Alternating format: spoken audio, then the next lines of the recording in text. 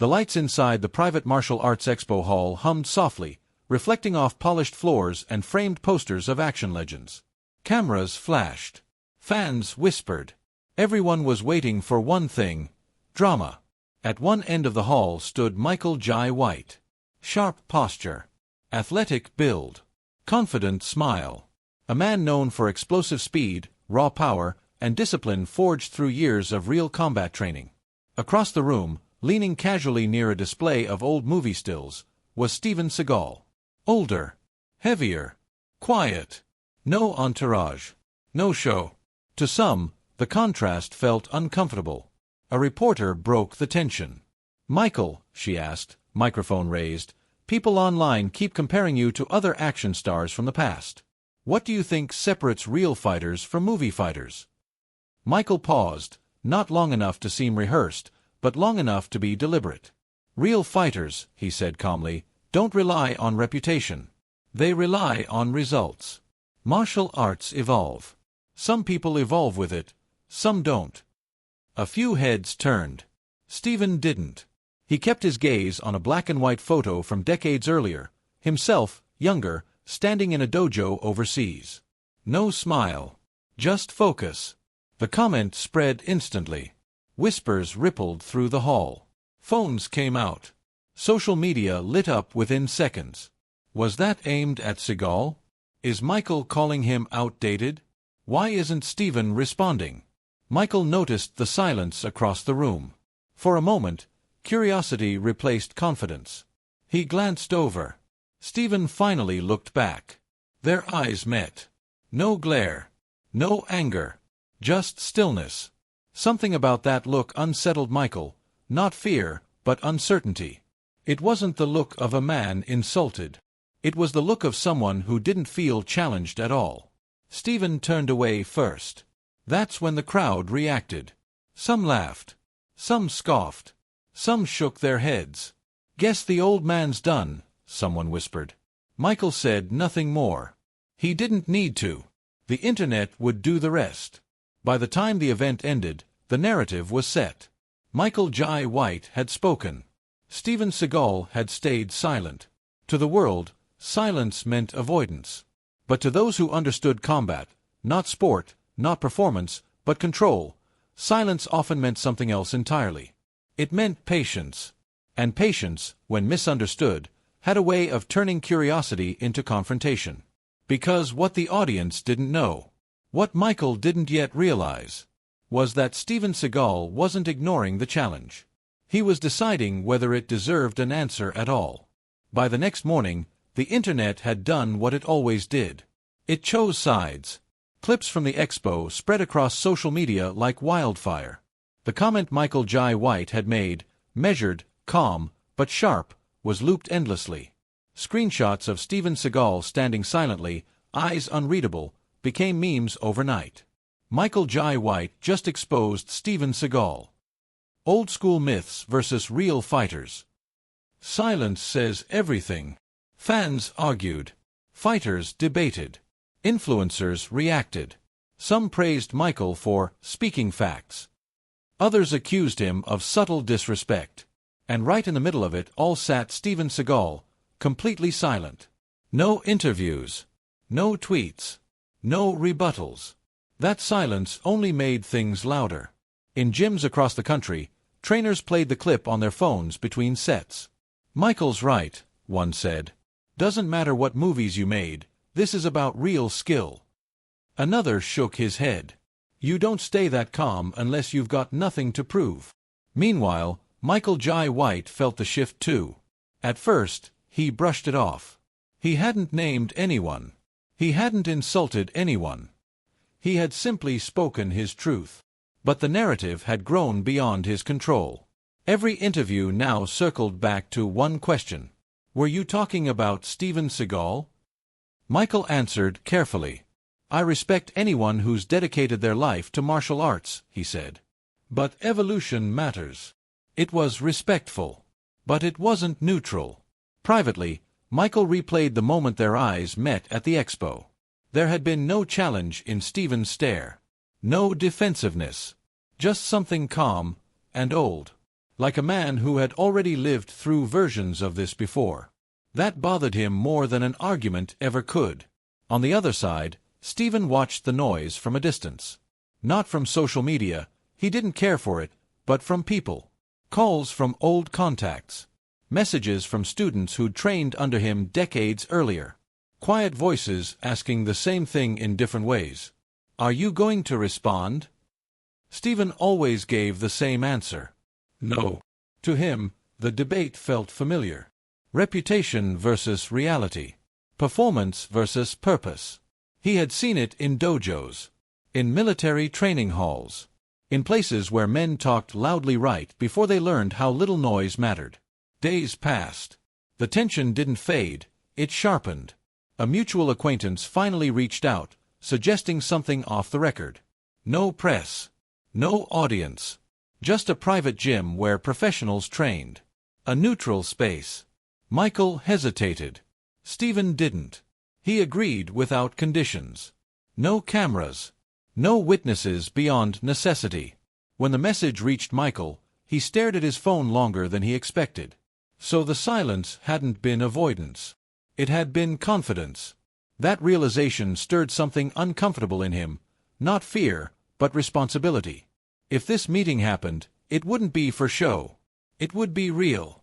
And real moments didn't come with edits or excuses. By the end of the week, arrangements were quietly made. No announcement. No hype. Just a time. A place. And two men whose paths were finally about to cross, away from the noise, away from the narratives. The world still believed the story was about ego. But beneath the surface, something else was forming. Not a rivalry fueled by hatred, but a test born from misunderstanding. And once that door opened, neither of them would be able to pretend. They hadn't walked through it willingly. The gym was quiet in a way that felt intentional. No music. No crowd. No cameras. Just the soft hum of fluorescent lights and the dull thud of heavy bags hanging still, untouched. This wasn't a place built for show, it was built for work. Michael Jai White arrived first. He wore simple training gear. No logos. No statement. He paced lightly, rolling his shoulders, testing the floor beneath his feet. Every movement was sharp, rehearsed, efficient. Years of discipline lived in his body language. He told himself he was calm. But the truth was more complicated. This wasn't a press stunt. There would be no crowd to impress, no narrative to hide behind. Whatever happened here would be real, and real moments didn't care about reputation. The door opened quietly. Steven Seagal stepped inside. No dramatic entrance. No pause for effect. He wore plain training clothes, loose and unassuming. His posture was relaxed, almost casual, but something about the way he stood immediately changed the room. Like gravity had shifted, subtle, but undeniable. Michael noticed it instantly. They didn't shake hands. Not out of disrespect, out of understanding. Stephen walked to the center of the mat and stopped. Michael mirrored him from a few steps away.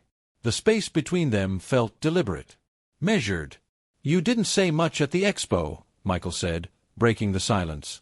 Stephen nodded. There wasn't much to say. Michael studied him. Up close, Stephen didn't look weak. He looked contained. Like a man who knew exactly how much energy he needed, and no more. "I wasn't calling you out," Michael added. "I was talking about evolution." Stephen met his eyes. Evolution doesn't always mean speed. The words landed softly, but they stayed. For a moment, neither man moved. Then Michael stepped forward. "Let's be clear," he said. "I don't doubt your experience. But a lot of people confuse history with ability." Stephen smiled faintly. "And a lot of people confuse ability with noise." Michael exhaled slowly. He hadn't expected that answer. "Show me," he said, not aggressively, not arrogantly. Honestly. Stephen nodded once. "All right."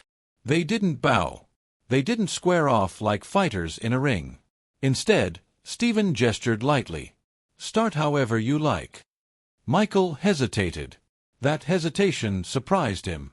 He had faced champions, trained with professionals, sparred in real combat gyms. Yet something about Stephen's stillness disrupted his rhythm. There was no tension to read. No tells. Michael circled slowly. Stephen didn't. He stayed planted, weight balanced, eyes tracking without appearing to track. His breathing was steady, almost invisible. Michael stepped in with a controlled probe, nothing explosive. A test. Stephen moved. Not away. Inside. In a blink, Michael felt his balance shift, not violently, not painfully, just enough to force him to reset. He stepped back instinctively. Stephen released immediately. "No point," Stephen said calmly. "You weren't committed." Michael's jaw tightened. He tried again, faster this time. A sharper entry. The result was the same. Not domination. Not defeat.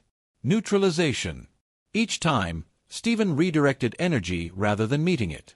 No wasted movement. No strain. Just efficiency. Michael backed off, breathing harder now, not from exertion, but from realization. "This isn't about strength," he said quietly. Stephen nodded. "It never is." They paused. Sweat beaded on Michael's forehead. Stephen looked unchanged. "Why didn't you say anything publicly?" Michael asked. Stephen considered the question. "Because if I answered with words, I'd be playing the wrong game." Michael looked at him for a long moment. The narrative he'd built, the one the world had fed him, was unraveling. This wasn't an outdated man clinging to reputation. This was someone operating on a different level entirely. "I misunderstood you," Michael admitted. Stephen shook his head gently. "No. You measured me by the rules you knew." Silence returned to the gym. Different now. Lighter. Clearer. This wasn't a rivalry anymore. It was a lesson. And Michael understood something in that moment that no interview, no debate, no viral clip could ever explain. Some masters don't need to prove they're dangerous. They prove something far rarer. That control is the highest form of power. The gym didn't feel the same after the first exchange. Not quieter, clearer. The air between Michael Jai White and Steven Seagal had shifted from curiosity to intent. Whatever assumptions had walked into the room were now being re-examined, carefully, honestly. Michael broke the silence. "If we continue," he said, "I want it clean." Stephen nodded. "That's the only way it's useful." They agreed on terms without debate. No strikes to the head. No submissions held to pain. No points. No winner. Just control versus pressure. A test, not of who could hurt whom, but of who could go where when everything else was stripped away. Michael rolled his shoulders and grounded his feet. He had adjusted now. The earlier hesitation was gone, replaced by focus. This wasn't ego anymore. This was learning. Stephen loosened his hands and exhaled slowly. His posture changed just enough to be noticed by someone trained to notice, still relaxed, but ready. Michael advanced first, this time with commitment. He closed distance decisively, attempting to dominate space, to impose rhythm. Stephen met him halfway, not colliding, not retreating, just meeting. Their contact was brief but precise. Stephen angled off, guiding Michael's momentum past him, touching nothing more than wrists and elbows. Michael reset, surprised at how little force had been required. Again. This time Michael varied his approach. Feints, angle changes, pressure in bursts. He tested Stephen's balance, his reactions, his timing. Stephen responded with the same calm economy. Every movement served a purpose. Every step had an exit. Michael felt as if he were pushing against something that gave just enough to redirect him, never resisting, never breaking. Minutes passed. Sweat formed at Michael's temples. His breathing deepened. He was working, not frantically, not recklessly, but working. Stephen's breathing barely changed. "Stop," Michael said finally. They separated. Michael bent slightly, hands on his knees, catching his breath, not from exhaustion, but from recalibration. He straightened and shook his head, half smiling. "You're not trying to win," he said. Stephen tilted his head. "Neither are you." Michael laughed softly. "I thought I was." He paced once, then faced Stephen again. "You're removing options." not forcing outcomes. Stephen nodded. When someone has no options, they reveal themselves. Michael considered that. And when you... Stephen replied, I already know who I am. They resumed, slower now, more deliberate. Michael tested grips. Stephen dissolved them. Michael tried to anchor weight. Stephen shifted angles. At one point, Michael attempted to clinch, confident in strength and leverage. Stephen stepped inside the frame, adjusted a single point of contact, and suddenly Michael felt his center lift, just a fraction. Enough to break structure. Enough to show the door. Stephen released immediately. Michael stepped back, eyes wide, not with fear, but with clarity. That would have been it, he said. Stephen shrugged lightly. Only if you kept pushing. Michael let out a long breath. The truth settled in, not heavy, not humiliating, liberating. This isn't old school versus new school, Michael said quietly. This is something else. Stephen met his gaze. It's understanding. Styles are languages. Understanding is fluency. They sat on the edge of the mat, the intensity ebbing into reflection. No one had lost. No one had won. Yet something essential had been transferred. Michael broke the quiet. The world thinks rivalry means conflict. Stephen smiled faintly. It usually does. Until people grow past it. Michael nodded. I spoke carelessly. Stephen shook his head. You spoke honestly. That matters. They stood. Not as opponents. Not as allies. As peers who had found common ground where noise once stood. At the door, Michael paused. If this ever got out, people would twist it. Stephen answered without looking back. Then let them. Truth doesn't need an audience. Michael watched him go, the weight of the lesson settling in. This test had revealed more than technique. It had reframed respect, away from comparison, away from validation. Some knowledge couldn't be posted. Some understanding didn't belong online. And as the lights dimmed in the quiet gym, Michael knew one thing with certainty. The rivalry everyone wanted had never really existed. What existed instead was something rarer. A reminder that mastery isn't loud. It doesn't argue. And it never rushes to be seen. The next meeting wasn't planned with messages or calls. It happened naturally. 2 days after the private gym session, Michael Jai White received a simple note through a mutual trainer. Same place. One more session. If you want clarity. Michael didn't hesitate. When he arrived, the gym felt familiar now, less intimidating, more honest. The silence no longer pressed down on him, it invited him to focus. He warmed up slowly, deliberately, replaying every moment from their last encounter in his mind. This time, he wasn't here to test Stephen. He was here to understand. The door opened. Steven Seagal walked in with the same unassuming calm. Same loose training clothes. Same relaxed posture. But Michael noticed something new. Stephen wasn't just ready. He was present. You came back, Stephen said. I needed to, Michael replied. Last time showed me the gap. Today, I want to see what's on the other side of it. Stephen nodded approvingly. Good. Then let's remove the safety rails. They adjusted the terms, not to increase danger, but honesty. Still no head strikes. Still no ego. But now, resistance would be real. They squared up again, closer this time. Michael initiated with intent, not rushing, not holding back. He committed his weight, his timing, his strength. This was the version of himself forged through decades of discipline. Stephen met him. What followed wasn't dramatic. It was precise. Michael felt his structure dissolve in stages, subtle shifts, tiny misalignments, moments where his power had nowhere to go. Every attempt to dominate space was quietly redirected. Every correction he made was already anticipated.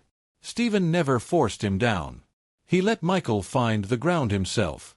At one point, Michael attempted to muscle through, relying on strength and speed. Stephen stepped offline, guiding an arm just enough to turn momentum inward. Michael stumbled, catching himself on one knee. Stephen stepped back instantly. Again, Stephen said calmly. Michael stood, chest rising, mind racing. This wasn't loss, it was revelation. They continued. Minutes passed like seconds. Then, in one final exchange, Michael pushed hard, too hard.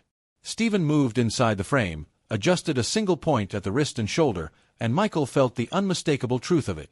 He had no balance, no leverage, no exit. Stephen held him there, not painfully, not aggressively, just long enough to make the point. Then he let go. Michael stepped back slowly, hands open, breath deep.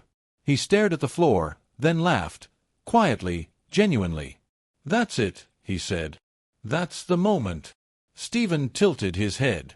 "What moment?"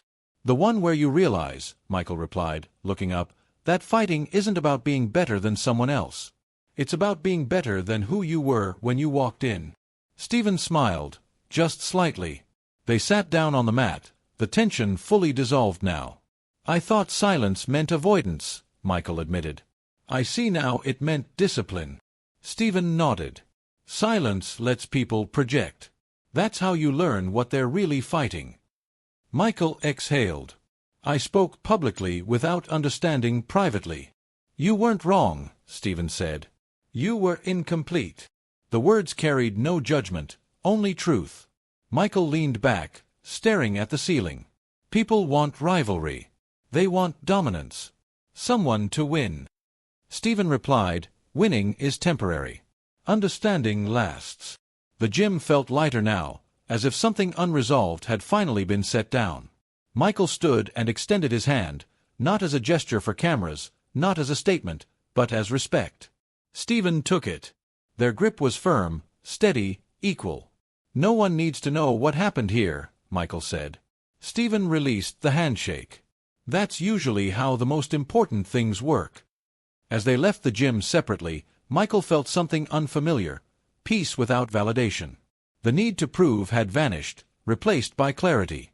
This wasn't the end of a rivalry. It was the end of a misunderstanding. And somewhere beyond the noise of opinions and online debates, a deeper truth had settled.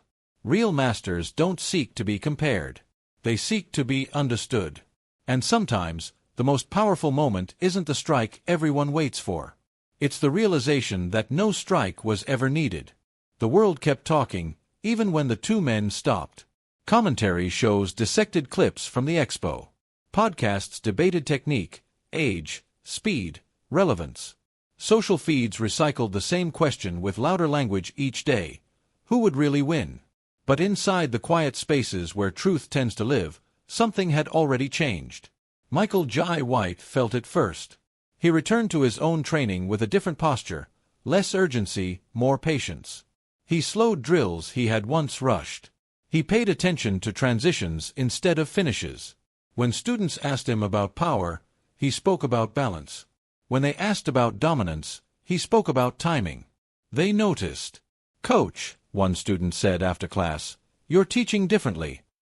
Michael smiled. "I'm listening differently." He didn't mention names. He didn't reference meetings. But the lesson had weight, and the room felt it. Across town, Seagal continued as he always had, quietly. He taught a small group, corrected grips with gentle taps, redirected force with almost casual ease. When asked about the online noise, he waved it away. "Noise fades," he said. "Principles don't." A mutual acquaintance, someone trusted by both, finally suggested something neither had considered, a closed-door seminar. No press. No filming. Just a handful of respected instructors from different disciplines. Not to settle a score, but to share understanding. Michael agreed immediately. Stephen paused, then nodded. "If the room is honest." It was. The seminar took place in a neutral space, clean mats, bright lights, no banners. The instructors arrived with expectations shaped by years of arguments they'd had without ever meeting the other side. Some came skeptical. Some curious. A few came convinced they already knew the truth. They didn't. Michael opened the session, not with bravado, but humility. "I thought mastery was about proving effectiveness," he said. "I learned it's about removing unnecessary effort." He gestured to Stephen. "Watch how he moves." Stephen didn't lecture. He demonstrated. A simple push. A redirected angle. A released grip. He showed how structure failed before strength did. How tension created openings. How calm collapsed resistance faster than aggression ever could. There were no theatrics. No mystique. Just clarity. Questions came, technical, respectful, sincere. Is this style dependent? Does age matter? What if the opponent is faster? Stephen answered patiently. Speed helps. Strength helps. Youth helps. But understanding helps most. Michael added, and understanding doesn't belong to one system. Something shifted in the room. By the end of the seminar, there was no debate left to win, only notes to take. Word spread, not loudly, not virally, but accurately. The kind of spread that happens among professionals who trust first-hand experience more than clips. The internet noticed a different change too. Michael's next interview was careful, measured. When asked directly about Stephen, he didn't dodge. I misread silence, he said. I won't do that again. It wasn't an apology. It was a correction. Stephen, when asked the same question weeks later, answered simply, we learned from each other. That was all. The rivalry narrative began to dissolve, not because someone lost, but because nothing dramatic happened. No challenge video. No public showdown. No winner to crown. And without spectacle, the story lost oxygen. What replaced it was quieter, and far more lasting. Respect. Michael found himself less interested in comparisons, more invested in refinement. Stephen found satisfaction not in being vindicated, but in seeing principles passed forward without distortion. They didn't become friends in the traditional sense. They didn't collaborate publicly. They didn't chase headlines. They shared something better. An understanding that mastery isn't proven by who you defeat, but by what you no longer need to prove. In a world addicted to confrontation, they chose clarity. And that choice, quiet, unmarketable, deeply human, became the real revelation. Because sometimes the truth doesn't explode onto screens. Sometimes it settles. Steady, undeniable, and strong enough that it never has to raise its voice. The debate never truly ended. It just lost its power. Online, people still argued, slow-motion clips, hypothetical matchups, comments stacked with certainty. But the louder the noise became, the less it mattered to the two men at the center of it. Because the truth had already done its work. Michael Jai White felt the change most clearly in his students. They trained harder, but quieter. Less rush. Fewer wasted movements. When someone tried to prove themselves, Michael didn't stop them. He let the mat teach the lesson. Strength isn't wrong, he told them. But if it's all you have, you're already limited. They listened, because he was speaking from experience, not theory. Across the city, Seagal continued teaching in small rooms to small groups. No banners. No announcements. Just repetition, correction, and patience. When asked about legacy, he dismissed the word. Legacy is what people do when you're not around, he said. Not what they say when you are. Months passed. The rivalry headline faded from algorithms. New controversies replaced it. New names trended. The internet moved on, as it always does. But in dojos, gyms, and training halls, something subtle lingered. Instructors spoke less about styles and more about principles. Students learned to feel balance before trying to break it. Conversations shifted from who would win to why certain things worked at all. That was the real outcome. Michael received a message one evening, short, respectful. Thank you for choosing understanding over spectacle. He knew who it was from without checking. He replied just as briefly. Thank you for reminding me what silence can teach. They didn't meet again. They didn't need to. What they had shared wasn't a moment, it was a correction. A recalibration that didn't belong on screens.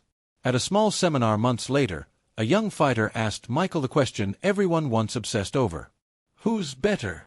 Michael smiled, not amused, not annoyed. Just calm. That question only matters when you're trying to win something, he said. We were trying to learn. The fighter frowned. So, there was no rivalry? Michael shook his head. There was a misunderstanding. That's different. In another city, Stephen ended a class early one night.